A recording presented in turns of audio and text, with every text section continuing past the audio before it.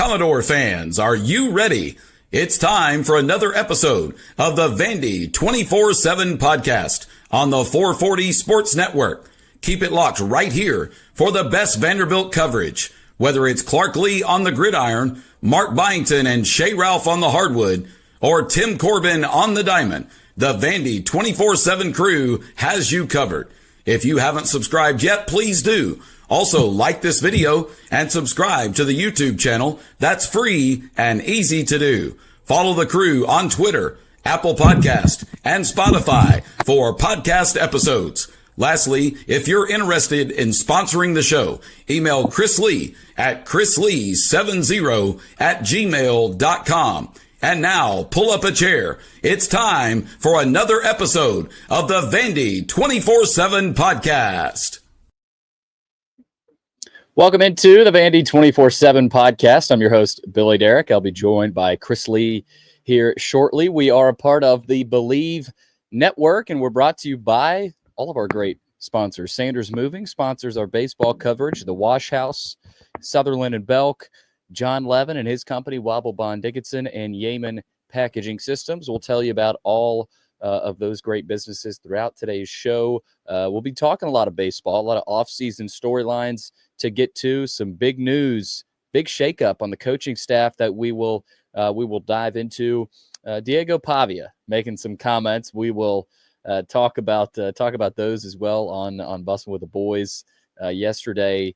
We've also got some football recruiting news to dive into. So Chris Lee will be hopping in here shortly, and I think I've got him here with us now. Chris, how's it going? Morning, Bill. Morning. How you doing? We're making it. Surviving? Yeah. Summer is here for some of us and not here for others. Yeah. I think when the College World Series gets done, I'll be able to breathe a little bit. So, bit. These, early June used to be a really fun part of the year for Vanderbilt fans. Not so much, the last 3 or 4 years or so. So that has certainly changed. And then, Chris, for Arkansas fans and Tennessee fans last year, you have a pretty good football team. You see your basketball season, you roll through baseball season. And if you win the national title like Tennessee did, or if Arkansas or LSU does this year, if you have a team that plays in Omaha and fights for a national title, before you know it, that next week it's SEC Media Days and you're right back. So it can be a really fun time if you're a winning program. Well, and now the draft and the portal and NIL have made all those things, the end of the summer, a very different event than it was. I mean, I'll be keeping tabs on Vanderbilt. I mean, a lot of stuff. Who goes in the draft? Can they get like a Cody Bowker back? Do they get a Slater DeBrun through the draft or a Gamble or someone like that? Who do they land in the portal? Do they lose anybody else? Like, there's a lot of stuff there that can impact next year. The draft has always been a big deal, but now you've got the portal in there. You've got a lot of that to follow in the offseason too. Yeah, we're going to get into baseball, all the baseball storylines. We've got a coaching change to talk about. We've got, roster spots to be filled. There's really not a ton of space right now if you take a look at the roster and do the numbers, but they're going to have to clear out some room. And so we'll talk about that, some of Diego Pavia's comments as well. And we got a couple of football commits. We'll probably try to get Robbie Weinstein on the podcast here soon as well to try to dive into some of the recruiting side of it. But do want to tell you about Sanders Moving, our baseball sponsor, leaders among moving companies in Nashville and the surrounding area. Their team of professional movers are focused on delivering efficient, hassle-free moving at an affordable price. Whether you're moving across town or across the country, Sanders Moving has you covered. Visit them online at tedrsandersmoving.com. Well, Chris, I want to get to the Pavia comments here in just a second, but Jayson King is no longer the hitting coach at Vanderbilt. I had a feeling that could happen. I was kind of sent some warning signs that, there could be some changes and maybe a big change coming. And that was the one I thought about. And so it happens. Now you're searching for replacements. I think you put on the board that you wouldn't be surprised if they If Corbin has the replacement, just waiting on some some compliance stuff. Maybe that was somebody else on the board. But anyway, Jayson King, no longer the hitting coach at Vanderbilt. What was your reaction to that? And how do you look at how Corbin will replace Jayson King? Yeah, I didn't know it was coming, but I wasn't also looking for it to be coming. If I had done my diligence, I think I would have had more of an idea that it was, because a couple of the people that I talked to that are most plugged in thought it was a good thing. They weren't. One of them for sure was not surprised. I think there was maybe a disconnect between him and some of the kids. Look, I think a lot of the criticisms of Tim Corbin have been overbaked lately. I posted out on the board this week. But the one thing I think that he's not done a good job of is getting a hitting coach. I think he's pretty aware of that. I don't think Tim is immune to learning from his mistakes as people perceive. Yeah. And I think they'll get a good one this time. I would agree with you on that. And I put a few options out on the board. Not sure it might not be any of those guys. But I do think you'll probably see a scenario where you go back to the roots a little bit, maybe somebody within the family that Vandy fans are familiar with. But it'll be interesting. I mean, Chris, this is a big hire. We said that about Jayson King. Obviously, it didn't work out. And I think you're right. There was a little bit of a disconnect there, maybe towards the end, especially. I mean, you just look at how they were playing in Hoover, and even before Hoover, those last couple SEC series, it looked like a totally different team. And then you turn around, like that was one side of the spectrum. You saw the ceiling of this offense, and then you hit postseason and you snap your finger and everything just disintegrates. And, I just remember looking over and I never saw an emotional speech. You saw Dan McDonnell's speech in the dugout for Louisville, and that fired them up. And they're still playing right now. They'll be playing Coastal today, and you never saw anything like that. And I know this Vanderbilt coaching staff that's probably not their style, but you just never saw that. You never heard about it either. You heard about a players only meeting, but at some point, Chris, I think you do need a leader that can take talented bats that have potential and elevate their performance. I think that's what'll happen. And Chris, that's probably what's been missing. You mentioned that it's been a tough time finding the right guy at the hitting coach. You saw Mike Baxter was here for a while. Jayson King only here 1 year, so this will be their third different hitting coach in 3 years. So. Yeah, it's a big hire. It's a huge hire. And again, I think he knows that. I think that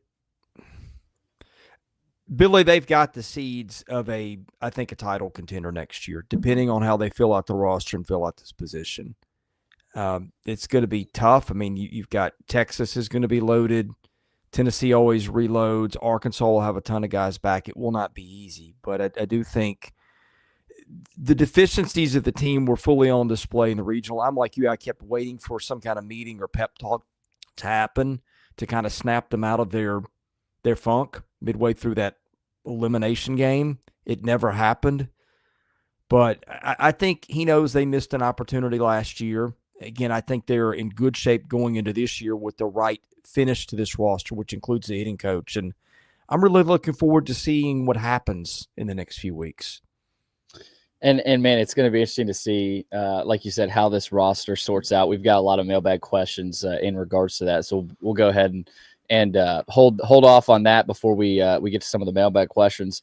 Chris, we know about Diego's comments. I think a lot of people take it out of proportion.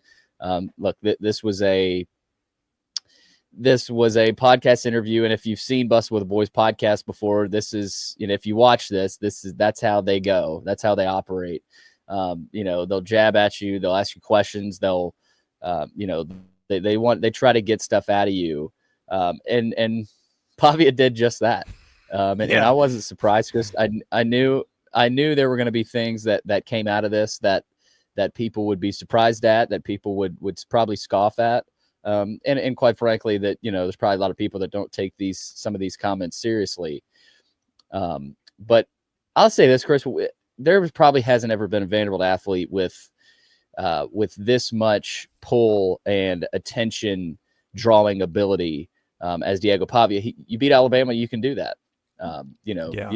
You can say some of the things he said. Now, I do think there's a line, and I think there's some things that the Vanderbilt staff probably doesn't like. But then again, that's Diego, and that sort of comes with the territory. But definitely some interesting comments.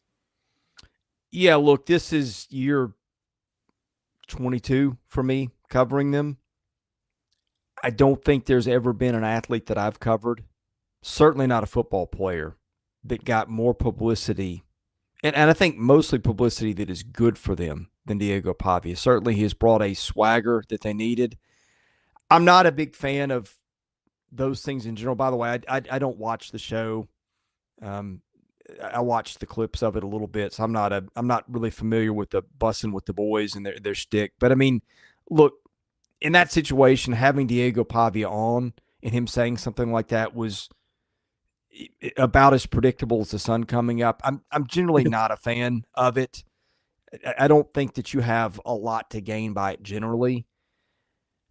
I also think it's mostly harmless. Now, where I do wonder is, they run into a Big Ten team in the bowl or something. Does he get an extra jab under the pile? Or, there's a lot of – I just think usually there's more ways that can go wrong for you than go right. At the same time, he's kind of got that energy that has fueled him. And, like, nothing in there he said was super offensive, right? I mean, it was what it was, but it wasn't like, some of the stuff you see in baseball regionals with the FUs and things like that. I mean, those are completely different things.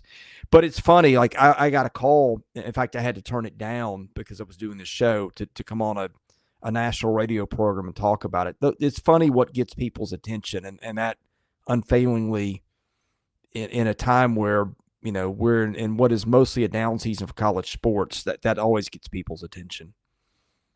Yeah, I mean, good on Bussin with the boys, and good on Pavia for providing some entertainment in the middle of June when you still have 70 days until the season starts. But Robbie could have put a good piece out with basically all the quotes, some of the highlights from it.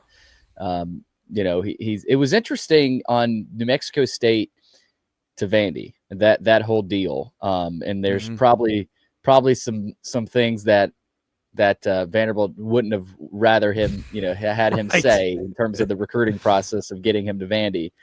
But, getting here and the money discrepancy between him and Nate Johnson, we knew about that. A lot of this we've known about, so that some other people are just now finding out. But Chris, it is wild to, and for me personally, like to go back to, because me and Joey did a reaction to it as soon as it happened. We were at a basketball game. And my thinking was that Nate Johnson was still the leader in the clubhouse, that, look, Diego, he's played at a group of 5 school. He's done really good things, but they brought Nate Johnson in. They've paid Nate Johnson to come in and be the guy. Yeah. And to see all that change and to see what happened this season, it really is, it's wild. I mean, to really see what he had to, I mean, he heard all that.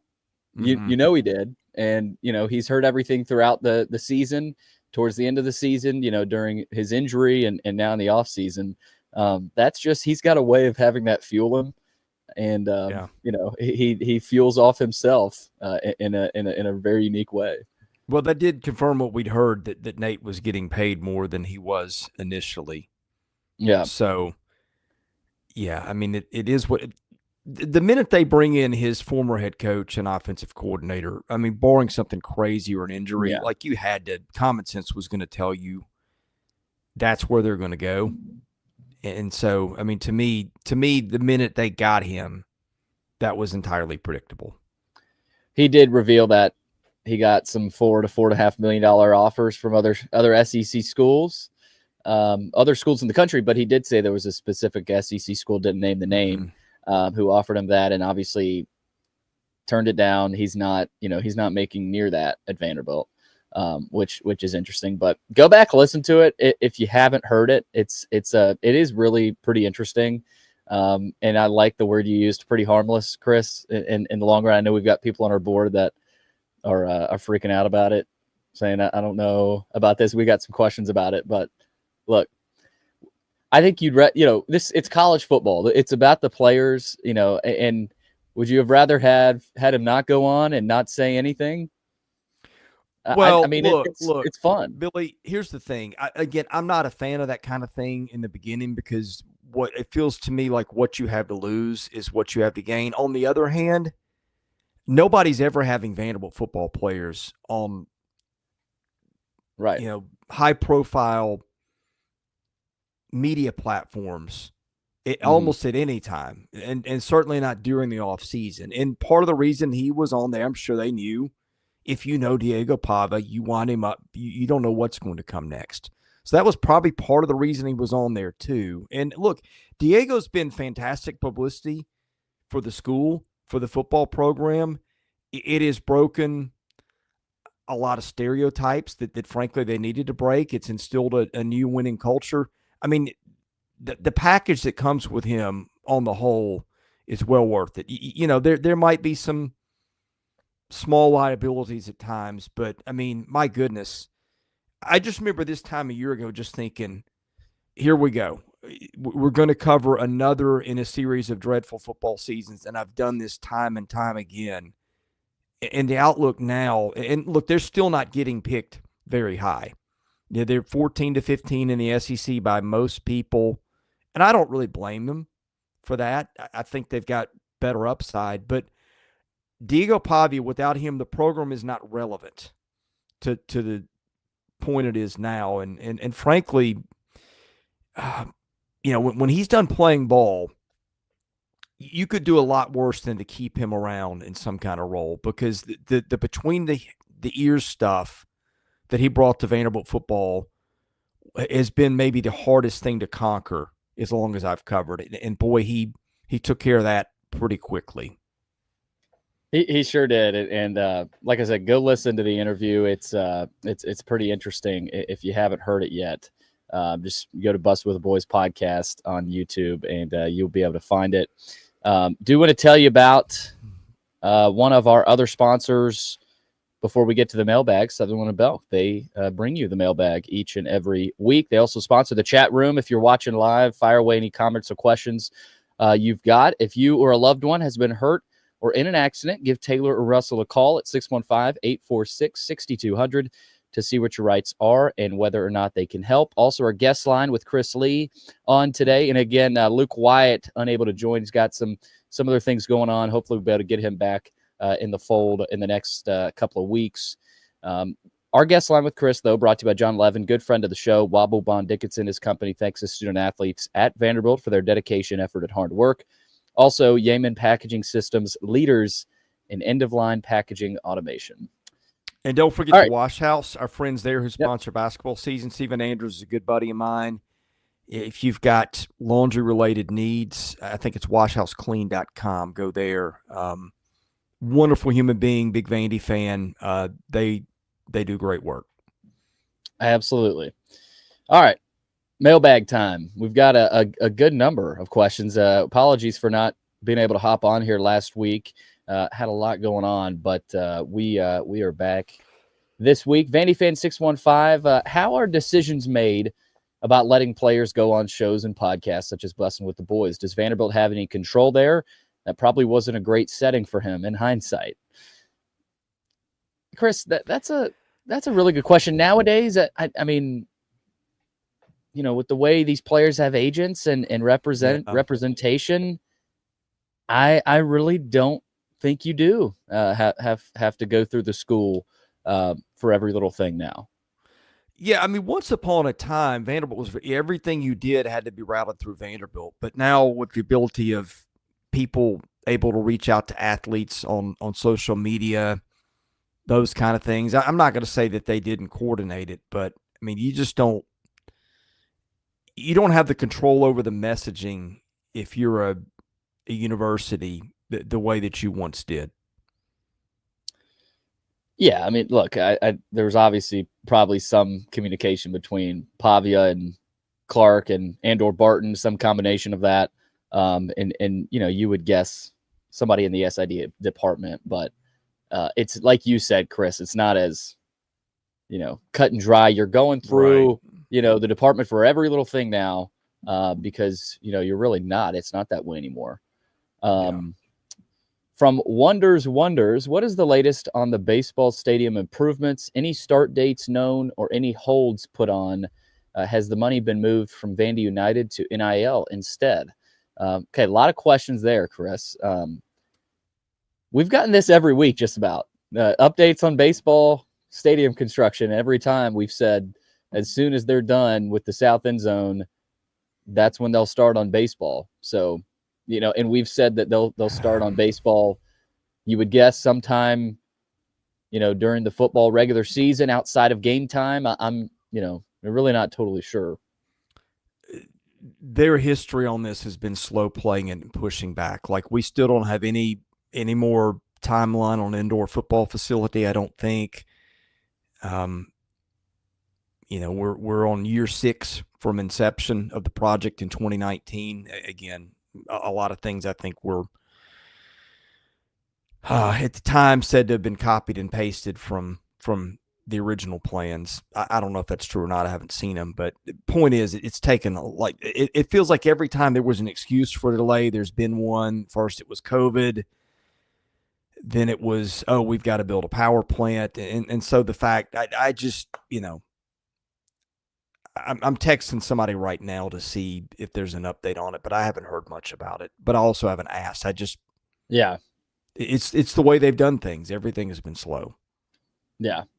I wouldn't be surprised if you see a scenario where, it kind of goes down to the wire a little bit. Oh, like of course. With and look, Clark admitted that after the Virginia Tech game.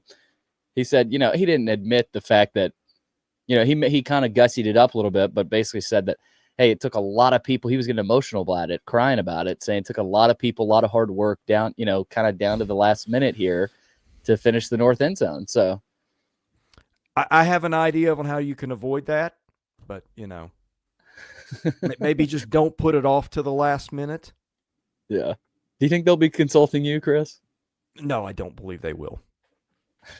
But there's your free advice if you're interested. Yeah. Okay. Ben Wheeler asks, how do you feel about the baseball being silent in the transfer portal? Look, they haven't been totally silent. They got some Ivy League guys in the regular season, so that's probably why, and Chris, the guys like Jacob Faulkner, all Ivy League guy, sidewinder, that's a good pickup. Max Jensen, he was hurt last year, but good pickup. Those are guys that you can't just scoff at. Those are guys that A&M, has sort of stolen, over the last few years, mostly from Penn, whether it was Hayden Schott, a few other guys. Penn's produced a lot of good players. You've seen some guys come out of Yale, Jensen, of course, from the Ivy League as well. But I think that's kind of blocking people's brains a little bit. Faulkner's going to get some innings this year. And Jensen could have a starting spot this year, maybe at DH, maybe an corner outfield spot. He's got some infield experience as well. So those are the pickups. But Chris, this is how they've, we don't have buzz. This is different than basketball where, you'll have a scoop every other day from Joey or Robbie, or football portal where Robbie's on top of that. For baseball, it's really not possible to have many scoops until it happens with this program. Well, right. I mean, they keep that very quiet. I don't think they want people knowing their business. Again, they snuck Paul Skeens on campus a few years ago and almost had him until LSU called him on campus. And we know how that went. But I think the perceptions that they're not aiming high with transfers are false. I don't think it's going to be a volume ad. I know chemistry is an important thing. I think you might see them add 2 to 3 more players, depending on what happens. And here's the pieces that I would watch, okay? The 3 names that I'm really watching are Riley Nelson, who I think we all thought would probably be returning, but his stock blew up so quickly late in the season among scouts that will be now an interesting call. I think he'd like to come back. I think if Vanderbilt's smart, it could make a situation where it makes that attractive. R.J. Austin, another one. I think that's just going to depend on what people see. Do they see the player before last year, or do they see a guy who regressed? Worst case scenario, bring back R.J. Austin. You get a Gold Glove center fielder, a great clubhouse guy, a model citizen from everything I can tell, and a guy that, could hit 8 or 9. Maybe you start him there, move him up, and if he's what he was before, he's a guy that can hit leadoff. So I'd watch that one. The other one is Cody Bowker, Cody Bowker's probably a 3rd, 4th, 5th round guy. But like if he comes back and that fastball bumps up to 96, 97, 98, with the metrics it's got and maybe some work on some other pitches and durability, I could see a world in which Cody Bowker becomes a 1st rounder. That's probably a high-end projection, but I think that's 3 guys right there. I'm very interested to see, do they come back? How much does that make sense for everybody? That's number one, because getting any of those guys back is especially Nelson and Bowker, is better than almost anything you could add in the portal. So that's number one. And Austin, too, I think people underrate him in his defense. I mean, you need somebody to get lower in the order. He can certainly do that and give you defense, and the upside is more than that. I think the draft is going to be interesting. Everything I keep hearing is that Slater DeBrun and Sean Gamble have expressed a desire to get to campus. DeBrun is a 1st-round pick by pretty much everybody, mid to low, and Gamble is probably a low 1st, high 2nd. Now, I've heard that a million times, and maybe for every 10 times I hear it, it comes true once. It tends to come true more for the guys rated as, 5th, 6th, 7th round types, maybe 4th round than the guys in that territory. But I'm just going to throw that out there, because if you get those guys on campus, that's a game changer. You might forego adding somebody in the portal to plug one of those guys in, hope for a contribution right away, and then stuff 2 years down the road, 1 and 2 years down the road for each. So those are 5 pieces that I'm really, really watching. I think from there, I think they're looking to add big bats in spots where they need them. I don't know, again, how much is that outfield? I don't know. I presume Braden Holcomb remains in the outfield, but he can play 1st. He can play 3rd. There's been a lot of talk about Riker Wade as a shortstop. The kid can absolutely fly. That's a dynamic at the top of the order that could be potentially game-changing. We'll see. We need to see what that looks like. But I think, and the 2 kids, that Max Jensen, from what I understand, was really coming on between the summer and the start of his year, and then he got hurt. And we didn't get to see it finish out, but I'm told they feel really good about him. And then the Faulkner kid from, was it Cornell, is a change of pace guy with a little bit firmer stuff on the fastball than we saw from Fennell, and an arm angle and a stuff that you don't usually see from other guys. So I think the 2 guys they've added, from what I've been told, are really good pieces. And then there's a lot of variables between those high school and returning guys. But I do think they will. I would be surprised if they did not add an impact bat in the portal.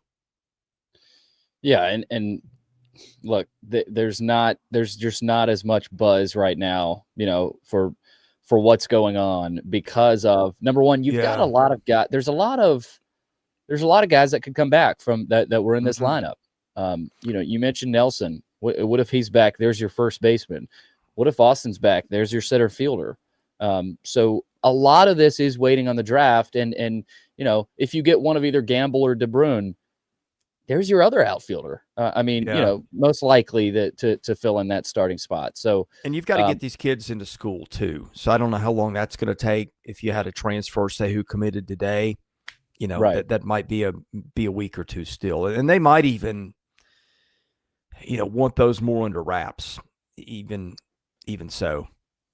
Right. And you've had some guys leave that have started to create more spots. There's a left-handed pitcher, Roman Patricia, I think is how you pronounce that name. Yeah. He entered the portal. You've seen RJ Hamilton. We saw Jaden Davis enter the portal as well. So you've got to clear out spots as well. And that happens through the draft where you will take guys off your board. Happens, as well with guys just leaving or graduating or what have you. So I've got one other one to watch, Billy. I'm sorry. Let me let you finish your thought. No, you're good. I was done. Don't necessarily sleep on Chris Maldonado. I don't know if so much confidence has been lost that you can't get it back. But freshman year, he hits 8 home runs and 155 at bats. He slashes 310, 411, 542. That's really good for a freshman. He's had 48 at bats the last 2 years and has not homered since. I just think that shoulder proved to be a tough recovery. It never quite got his timing back. I mean, I feel like he led the country in long foul balls.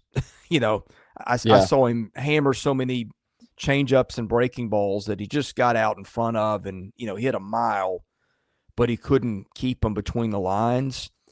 Once a guy has flashed something, I never rule out it coming back.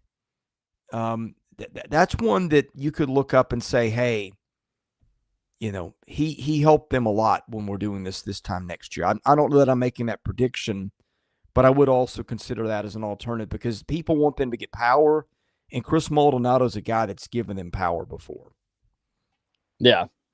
There's still a lot. There's a lot to still figure out, obviously, about this team, and we'll get into the pitching. I know we've got another question about some of the pitching guys, some of the arms there. Let's see.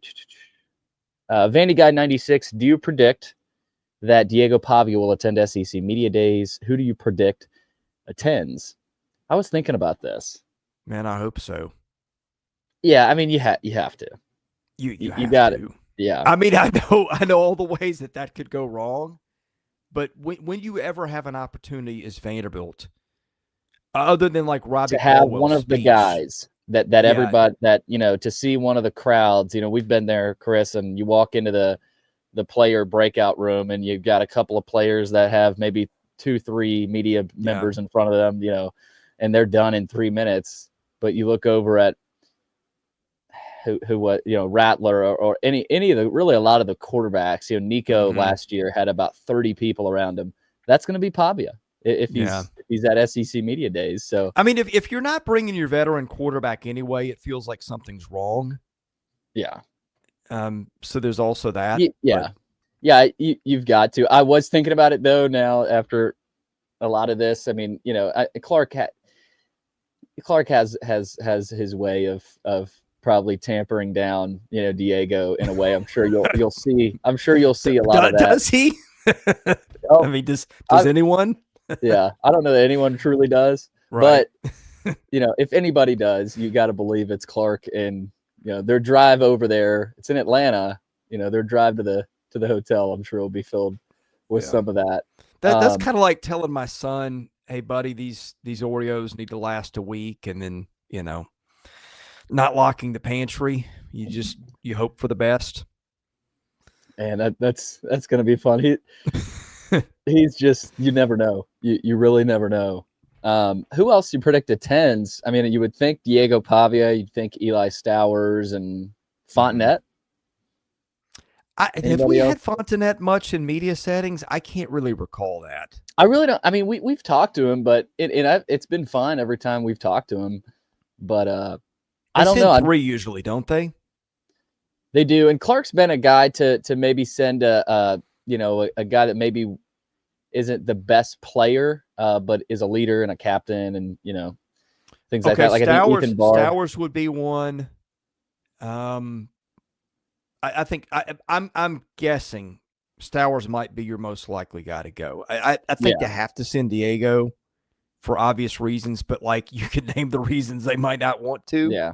And Vanderbilt loves to control the message and, that kind of thing. So that's your risk, but it's worth it. Maybe a Brian Longwell or a Langston Patterson. I know Patterson an older defender. Patterson was there last year. Yeah. Brian, they're both pretty thoughtful kids. I really like Brian. I like them both, but. Yeah, we'll see. I do think Pavia and Stowers will be there. And one of either Fontenette, Patterson, Longwell's a good one. But usually it's you've got at least an offensive and a defensive player. But we will see. We've got a question from the Joey Dwyer. When will Billy break 110 on the golf course? Well, and we've played, but I shot a 98 at at X Golf. It's an indoor course. And that's not, they have gimme putts. They give you the putts when it's within 7 feet. So I probably would have missed a lot of those if I actually had to hit them.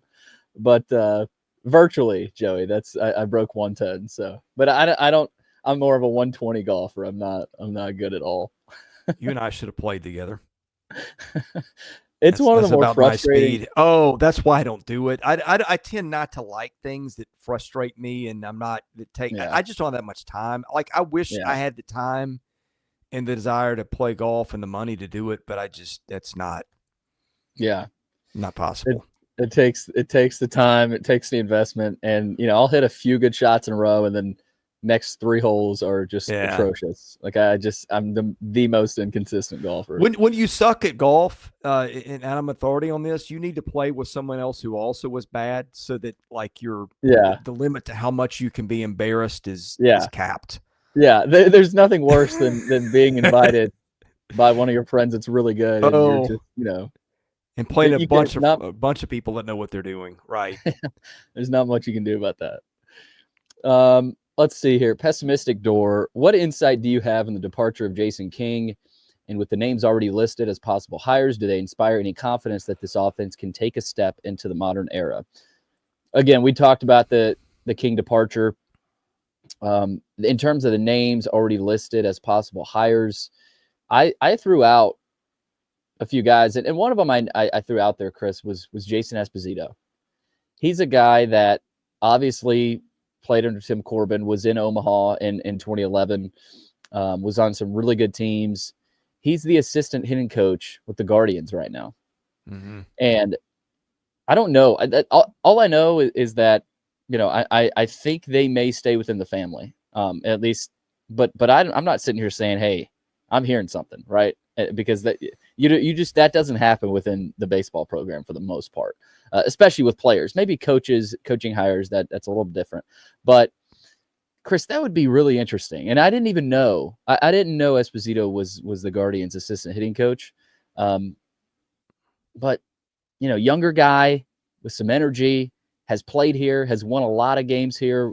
Was a part of Corbin's earlier years where they did a lot of winning.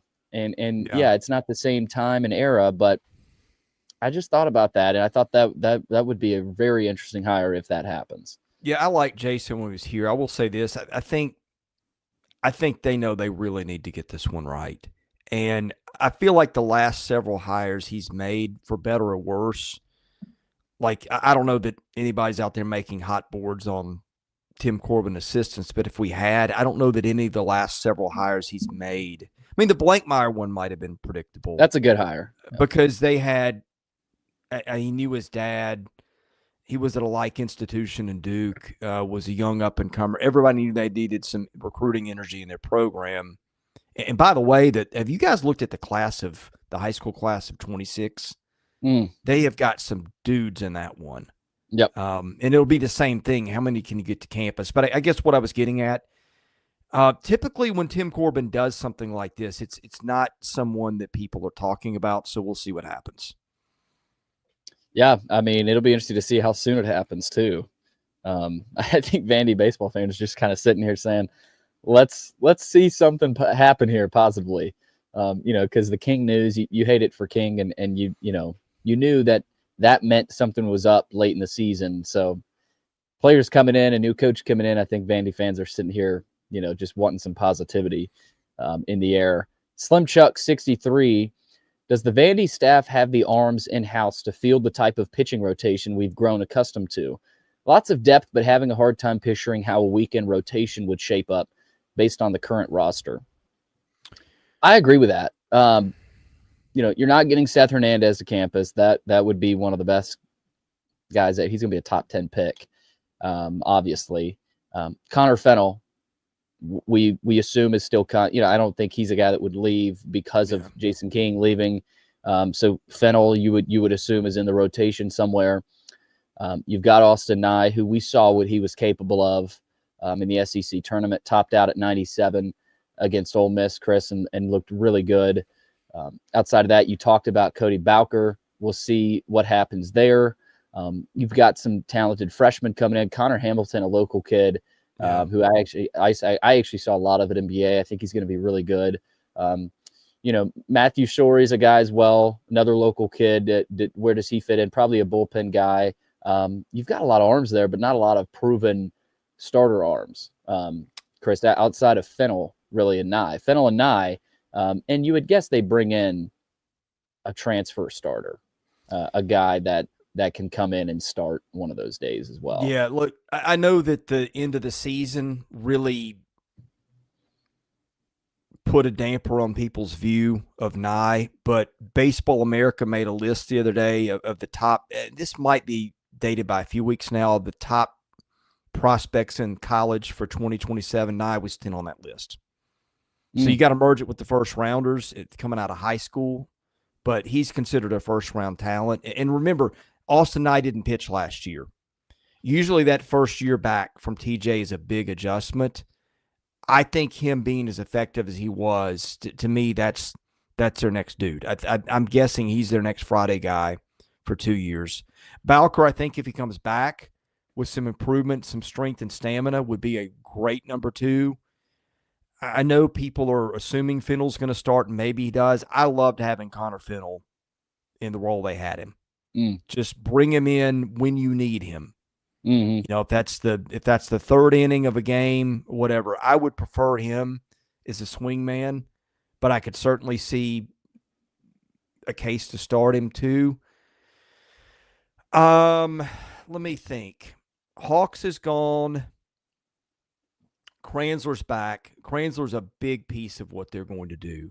Miller Green, I think there's a better version of Miller Green in there. Last appearance, a lot on the line in the regional through 3 scoreless innings. Brendan Cyber's going to help them. Guth, I think, could be a big-time arm, maybe an in-game closer. Huseman's another one. Huseman's draft eligible. Got a lot better this year. Huseman, to me, is a guy that you could convince to come back and up his stock, but I could also understand if a team pegs him as an impact guy and pays him maybe more than you'd think. Tommy O'Rourke, I'm told, has got another year, at least, maybe 2. I might be dreaming the 2, but I know he can come back and is planning. Matthew Shorey was a guy that we saw early. You'll see him again. England Bryan was a guy that really flashed at the end of the year. Hudson Barton was a guy that was, like, a lot of people were speculating he'd be their midweek guy or maybe their 3. I guess the health didn't cooperate. He's a big time arm. I don't even know what the freshmen are going to do. Let's see what they look like in the fall when they get to campus. But, I mean, that's a ton of arms right there, and all those guys were really good for them last year, or almost all of them. Mm-hmm. Yeah, so, look, I think us saying no to that question would be a mistake. I mean, the Vanderbilt, the pitching is not something we will maybe ever be worried about, especially with what we've seen at the plate. The Haley kid too will be another one that is a big draft risk, but and Connor Hamilton, another one that's in BA's top 300, I believe. Yeah. So, anyway. Yeah, but I mean, you fast forward this time next year, and the way we're talking about the 2026 class, it's gonna be a little bit different. I mean, you'll be clearing some room for some of those dudes, like you said, Chris. All right, couple more from we'll go to this baseball one from Ben Wheeler. Predict the baseball starting lineup and weekend rotation if the season started today. We've done a little bit of that. Oh, man. Too many variables. Yeah, there is a lot. What we know is that, gosh, there is a lot of variables. What we know is that you've got Brody Johnston, Rustin Rigdon coming back. And that could, in a sense, be the middle of your infield at short and second. Or the left side. I think Mancini's their second baseman. Okay, so Rigdon short. Maybe at third. Maybe it's short. Johnson? I would think Johnson's your short. I mean, I would think those guys between second, third, and short, some combination. I mean, I guess you could see Mancini again. Still think Rigdon can play left as well. He can play a lot of spots. Yeah. I mean, Braden Holcomb's going to be on a corner somewhere. I don't know if that's infield or outfield. Yep. Still got Nelson if he comes back. Could be your first baseman. And Nelson is maybe the best defensive first baseman I've ever seen there. Yes. Yeah. And that's saying a lot. Yes. Barzey's going to be your catcher. Don't think he's going anywhere. The outfield is kind of crazy to look at because, again, if Austin comes back, there's your center fielder. If he doesn't, you got to imagine Rigdon could play center field. They just don't have a ton of depth right now in the outfield, Chris. Guaranteed. And Riker Waite's another one. We, circle back on that one. Is he their shortstop? Maybe you play him at short. Maybe you leave Johnson at third. I mean, Rigdon, I thought, played fine at second. Yeah. There's all kinds of the good thing is you've got some flexibility there, and that really comes in handy if someone gets hurt. Yeah. You've got Max Jensen you can't forget about. Him too. He's your first baseman if it's not Nelson, I think. Right. But you're gonna have to pick up some outfield portal guys. I think you've got Mac Rose too, Billy, who I think is a valuable piece. I mean, I know he's got to develop some pop, but he's got he had a 15% walk rate, which is really good. I didn't think he swung at a lot of bad pitches. I think he's a valuable piece too. Yeah. You've got David Mendez, but I don't think he's a guy you would like to start there. If one of either Gamble or DeBruyne, gets to campus, there's one of your outfielders, like we've said. Mm-hmm. And then, you've talked about Waite. Where does he fit in? Some freshmen coming in that, I don't think they'll factor in much, but you just never know till you see them on campus. Yeah. Ton of variables. And the rotation, we know that Nye, will be in the rotation. Fennel potentially, but again, still a ton to sort out there. Yeah. Okay, last one from Magoogs. I wondered if you could comment on my NIL budget and roster allocation exercise did for Vanderbilt. Magoogs, football. my head is still spinning from that one, man. That's not a I don't know if that's a quick thought mailbag question, but I loved what he came up with if you didn't see it. Yeah, he put a lot out there. He said in this message, Diego with an alleged competing offer of $4 million. Stowers are well known, but MK Young and Trent Hudson are two pieces that are going to need to outperform their value heavily for the lack of running back and wide receiver investment to make sense. That's a good point. What do you get from MK Young and Trent Hudson this year? Two New Mexico State guys, two players that Diego Pavia has played with. That's going to be a really big question that's going to have to be answered. But maybe we'll throw something on the board in response to that roster allocation. I mean, there's a lot of percentages and numbers in there, Chris, that definitely flew over a lot of my head. There's a really good piece this week because I always just say, like, it's like trying to verify a UFO sighting or something on NIL stuff. It's really just like, how do you do that? But there was a piece at the St. Louis Post-Dispatch on Missouri this week. It's behind a paywall. I've seen a little bit of it, so I'm not going to share what I know. But I think that's the first time I've seen anybody actually nail down what a program actually spent on sports and maybe players. I need to look a little more, but I mean, you just it's There's so many motivations in the NIL world to float. This guy got paid this, or this guy got paid that. And I just don't know what you can trust and what you can't. Mm-hmm. Yeah, I mean, look, one more thing. And like, okay, you might have agreed for this, but did you actually get paid? I was given the name of a big-time college baseball star from last year, whose name everybody would know, who didn't end up getting anywhere near what he was promised. So those things happen too. Right, and Pavia saying, the $4.5 million thing on a podcast is a little bit different than what might have actually happened there. So, don't always believe what you heard on a podcast or what you saw on Twitter. A lot of this is behind closed doors, which is hard to believe. They a lot of this they do keep behind closed doors, like we talked about with Vanderbilt baseball. But that's that roster allocation. By the way, if you're on the board, that's a reason. Magoogs is a reason to subscribe, because you don't want to miss out on any. There. Yeah, he's a good one there on the board. Well, Chris, that'll do it. Hopefully get Luke back next week. But again, this is kind of the dog days. We've got media days in about a month. That'll be down in Atlanta, and then that starts the football talk, starts the fall camp discussion, and we've got a basketball roster set. We've got a football roster set. Can't wait for all the depth chart talk there in fall camp, but we just got to get this baseball roster set, and that'll be the talk, a lot of the talk really for the next month or so. But that'll do it. Chris, appreciate it. This podcast has always been free. We plan for it to stay that way.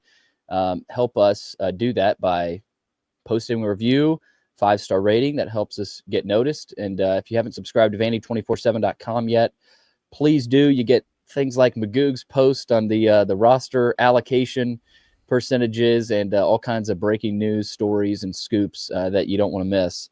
Also, if you're interested in sponsoring the show or the site, email Chris Lee at chrislee70@gmail.com. Thanks for listening. We'll catch you again soon with more episodes of the Vandy 24/7